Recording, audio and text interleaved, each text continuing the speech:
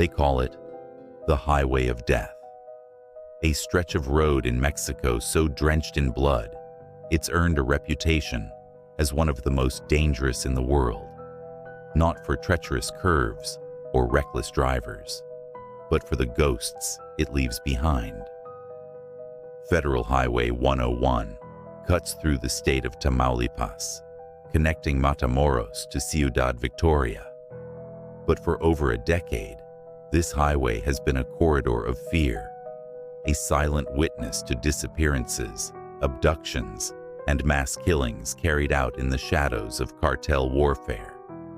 Innocent travelers vanish into thin air. Buses are hijacked. Fake checkpoints become sites of execution. And when bodies do turn up, they're often too mutilated to recognize. This is not folklore. It's not a legend.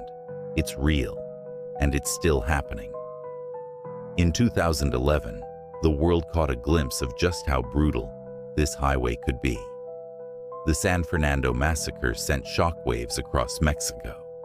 193 bodies discovered in mass graves, many of them passengers kidnapped off buses, tortured, and executed by the Los Zetas cartel. Survivors described nightmare scenes. Buses forced to stop by armed men, passengers dragged out, women raped, men killed on the spot. Some were forced to fight each other to the death, only for the winner to be executed anyway. And yet, the bloodshed didn't stop there. In 2021, the disappearances began again. 50 people gone. Most were everyday citizens, families, truck drivers, even U.S. residents, like Gladys Perez Sanchez, a mother returning home to Texas with her 2 children. They never made it back. Neither did Jose de Jesus Gomez or trucker Javier Toto Cagal, who vanished along with 3 co-workers. The Northeast Cartel, a remnant of the Zetas, had set up fake checkpoints. They stopped cars, dragged people out, and made them disappear. Survivors were rare. Those who escaped were too afraid to speak. Authorities downplayed the reports. Families protested. No one listened.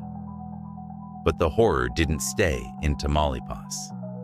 In March 2025, a chilling discovery was made near a highway in Puebla. Inside a vehicle, under a tarp, were the dismembered remains of 9 young students, 4 women, 5 men, all aged between 19 and 30. Their severed hands lay in a bag beside them.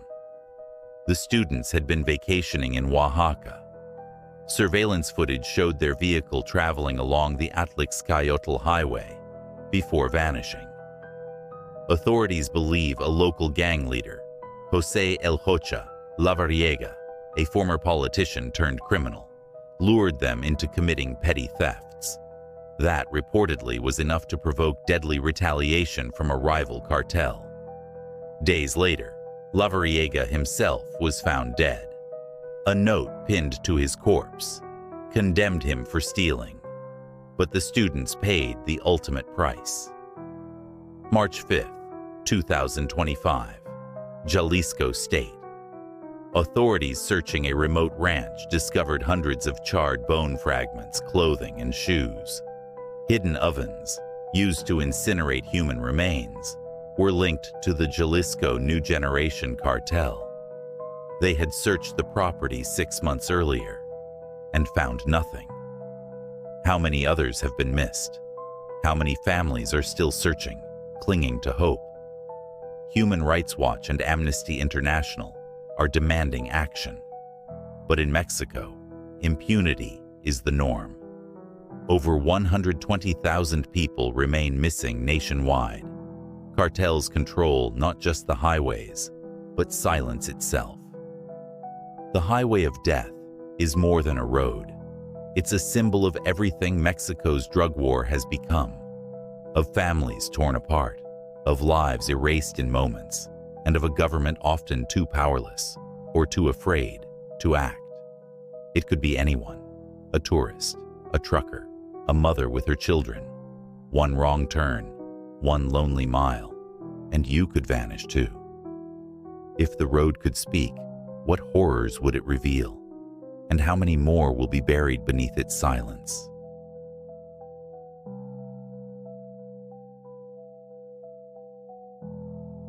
Do you believe the truth will ever come out? Let us know in the comments. And if this story disturbed you, share it. Because silence only feeds the darkness. This is Dead Silence.